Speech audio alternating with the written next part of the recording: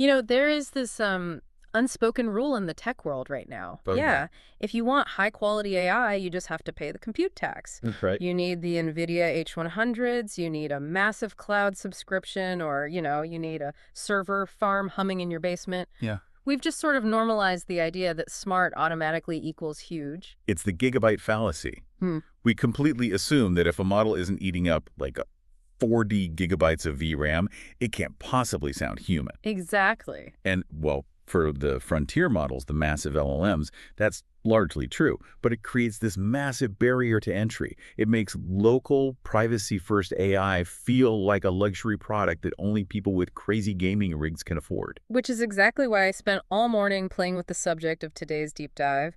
We are looking at a guide specifically covering Kitten TTS version 0.8. Yeah. And the headline claim here is aggressive. It claims to deliver high-quality text-to-speech in a package that is 25 megabytes. Which is, I mean, that's smaller than the banner image on most news websites these days. Right. And it runs on a standard CPU, no GPU required at all. So today, our mission is to walk through this Kitten TTS v0.8 guide. We aren't just going to read the brochure. We're going to break down the installation, the architecture, and honestly, figure out if a 25 megabyte model is actually usable. Or if it sounds like a speak and spell from 1990. Exactly. I want to know if this is real. It's a fascinating case study for sure. This guide is effectively a blueprint for what we call edge AI.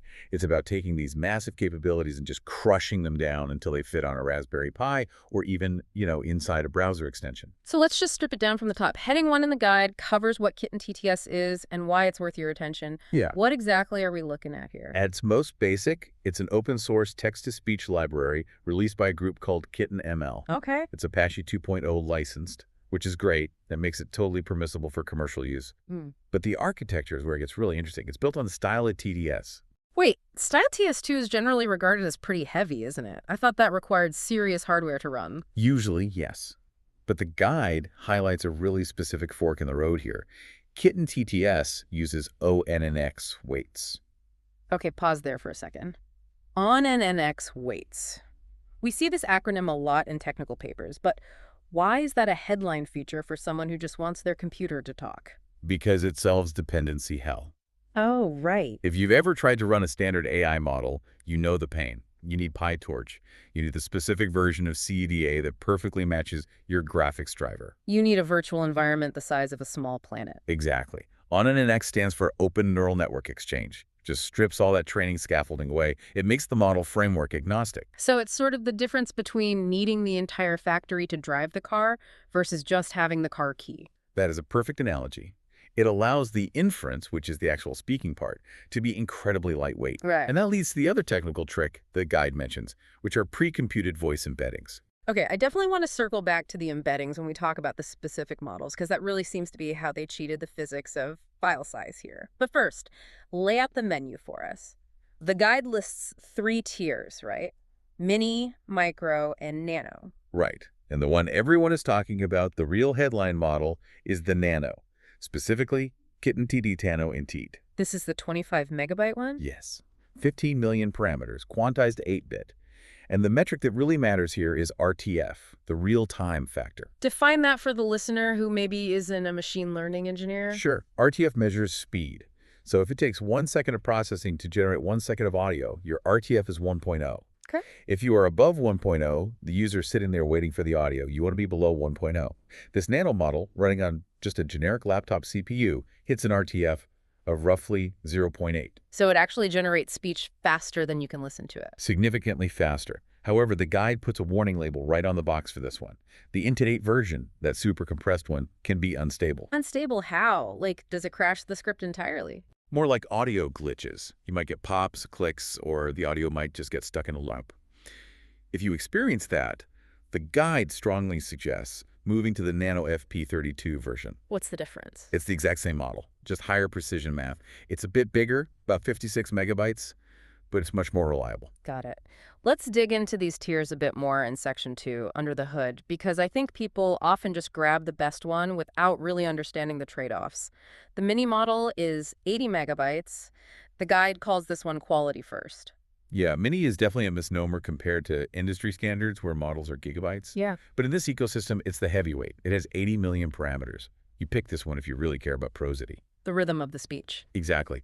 It handles long, complex sentences with multiple commas much better than the other options. Then you have the micro, which is the middle child. 40 million parameters, about 41 megabytes. The guide is refreshingly honest about the micro model. It calls it a middle ground, but it recounts this very specific test failure. They tried to make it read an excerpt of poetry by Lord Byron. And it didn't appreciate the classics. It completely choked on an ampersand and just split a word in half mid-syllable. It's a good reminder that middle ground often just means master of none. It's not as fast as the Nano, and it's not as smart as the Mini. These are still developer previews, really. Which brings us back to the Nano. The 15 million parameter engineering marvel. You mentioned pre-computed voice embeddings earlier.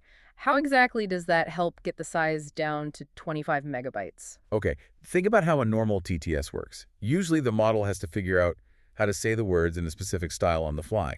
It's doing all this math to simulate the vocal cords and the tone during the generation. That takes compute? A lot of compute, and Kitten doesn't do that. So what do they do? Kitten ML basically took the style data, what the voice actually sounds like, and baked it into the file structure itself as NumPy arrays, those .npz files. It's like buying a pre-assembled cabinet instead of a box of wood and instructions. Huh. The factory did the heavy lifting. Your CPU just has to place it in the room. That is clever, but it also seems really inflexible. Like, if the cabinet is already built, I can't easily change the shelves. Exactly. And we'll get to that in the limitation section. You can't change the voice easily because the voice is hard-coded into the math itself. All right, before we try to install this thing, I need to address the comparison shopping. Section 3 compares Kitten to Piper and Kokoro. I see people fighting about this on the local AI communities constantly. People say, just use Piper, it's faster. Or, just use Kokoro, it sounds better. Where does Kitten actually fit into this? It's a spectrum. Piper is the speed king. Yeah. If you are running a screen reader for the visually impaired, you want Piper. It's instantaneous. But it sounds robotic. It's very flat. It's great for reading a system notification like battery low, but it's terrible for reading an audiobook where emotion matters. And Kokoro. Kokoro is the current gold standard for open weights. It sounds beautiful, it breathes, it has emotion, but it's heavy. You really need a modern desktop or a GPU to run Kokoro efficiently in a real production environment. So Kitten is what, the compromise? The guide calls it the edge deployment niche. It's significantly better quality than Piper, but it's significantly lighter than Kokoro. It's not trying to be cinematic. If you're building a smart mirror, a Raspberry Pi project, or an IoT device where you can't ask the user to install CUDA drivers, Kitten is the absolute winner. It's the best option that actually fits in your pocket. Precisely. Okay, let's say I'm sold. I want to put this on my laptop today. Section 4 is the step-by-step installation guide. And immediately I see a red flag in the source. Dependency hell. It really wouldn't be Python without dependency hell, would it? Right. There are Reddit posts about conflicts on Debian and Arch systems. The guide gets very specific here in step 1. It says, do not use Python 3.1. Why? 3.1 is the latest and greatest. It is, but the audio library ecosystem moves much slower. There is a specific dependency called Nisaki, which handles some of the Japanese text processing logic that the model uses internally, and it just refuses to play nice with 3.12 right now. If you ignore this warning, you will spend 4 hours debugging cryptic error messages. So what is the golden path out of that? Conda. The guide strongly recommends using Conda to create a clean, isolated environment with Python 3.11. Just Conda create -nai Python equals 3.11. Do that, and you avoid 90% of the problems. Good tip. Step 2 is installing the wheel file directly from the GitHub release URL. And there's another gotcha here. You have to run pip install sound file manually. Yeah, this is a super common oversight. The base library generates the raw audio numbers, the actual data, but it doesn't know how to save them as a .wav file on your hard drive. Yeah. Sound file is the library that handles that, and it's not bundled by default. So if you skip it, your code runs perfectly, but absolutely nothing comes out the other end. No audio file. That sounds incredibly frustrating. Okay, step 3 is the first run. You run the app.py script. What actually happens? The first time, you wait. It has to reach out and download the cache. But the second time, it's practically instant. The script lists a few available voice names, like Bella, Jasper, Luna, Bruno. And the performance? The guide shows an example metric of an RTF of 0.767 on a mid-range machine. But it emphasizes that on a modern laptop, The Nano-Int8 model often hits 0.3 to 0.6 RTF. An RTF of 0.3, that means generating 10 seconds of audio takes 3 seconds. Exactly, and that opens up real-time conversational possibilities. You Yeah. could have the AI start talking before it's even finished thinking of the whole sentence. Speaking of building those kinds of conversational systems, Section 5 talks about deploying Kitten TTS via Docker and Fast API. This is really for people who want to build an app, not just run a local script. Right, this is moving to the service layer. The community has built repositories that wrap Kitten TTS in Fast API to expose an OpenAI-compatible endpoint, specifically the V1 audio-speech endpoint. And why is that specific endpoint so important? It's huge for integration. Let's say you have an existing stack, like OpenWebUI, and you're currently paying OpenAI for voice generation. You can literally just drop Kitten TTS in by changing one environment variable to point to your local host. No major code changes required. Wow. And because it's CPU only? Docker is easy again. Usually running AI in a Docker container is a total nightmare because you have to do GPU pass-through, you have to bridge the container to your graphics card, match the CUDA versions inside and outside. I've lost weekends to that. We all have.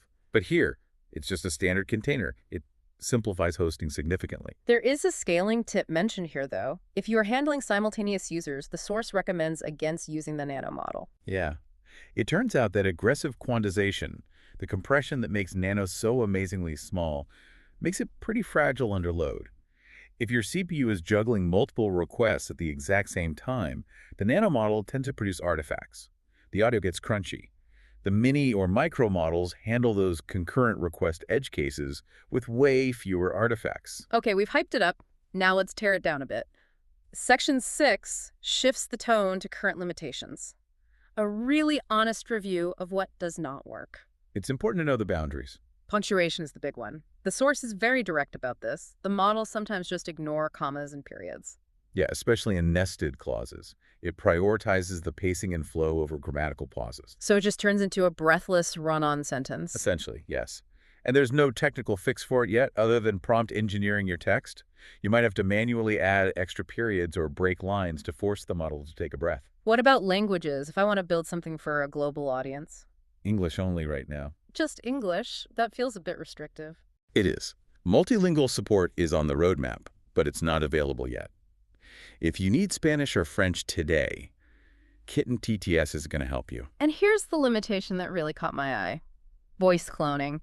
Can I upload a 30-second clip of my own voice and have Kitten speak like me? No. That feels like a deal breaker for a lot of people who are used to services like 11 Labs. It is a massive trade-off. Remember those pre-computed voice embeddings we talked about? Right, the pre-built cabinet. Because the voice characteristics are baked directly into the .npz files to save space, you cannot just swap in a new voice sample at runtime. You get the 8 bundled voices, and that is a fixed system. So it's fast, it's cheap, but it's completely rigid. You can't clone a new voice. Exactly. The guide mentions an expressiveness ceiling as well for the Nano model. Yeah. The Nano sounds incredibly clean, but it sounds safe. It has a ceiling on emotion. It's not going to whisper effectively. It's not going to shout. It reads the text. It doesn't act the text like a professional audiobook narrator would. Also, it's currently Python only, though the guide notes that web and WASM ports are in development. Right, which will be huge for running it natively in browsers. So bringing it all together, Section 7, the verdict. Is Kitten TTS actually ready for production? The short answer from the guide is yes, but only for very specific use cases. And those ideal scenarios are? Privacy first, local agents, on-device assistance, IoT hardware or browser extensions, where sending audio to a cloud server is either way too slow or just insecure. The guide makes this really strong point that the CPU-only architecture is a feature, not a bug. It absolutely is. It democratizes deployment. We've spent the last couple of years thinking we need a massive cloud budget to do anything cool with voice AI. Kitten proves you can do it on modest hardware. It's wild to reflect on the progress here. I mean, 2 years ago, the expectation for a 25 megabyte text-to-speech model was that it would sound like a robot drowning underwater. And now, in 2026, we have this. It's the efficiency curve in action. So the call to action in the guide is pretty simple. They encourage the listener to just go clone the repo. It takes 10 minutes. You can have your first output .wav file before you even finish your coffee. It's worth trying just to see it work. So we've gone from installing a tiny 25 megabyte file to having a functional, local, privacy-centric voice AI running on a laptop CPU. It does leave you with a pretty massive final thought to chew on. What's that? We are seeing this incredible small AI trend with voice today. But if we can get human-level speech compressed into 25 megabytes, what happens when we start applying the same aggressive quantization philosophy to LLMs or to image generation on mobile devices? That is the big question. If we can do that, the cloud starts to become optional for daily tasks. We might literally be moving from the cloud era back to the local era. A return to the local era. I like the sound of that. Thanks for walking us through the technical weeds Yeah, today. it's up here. And to everyone listening, check the show notes for the repo link. Go see if you can get Jasper talking on your own hardware. We'll see you next time.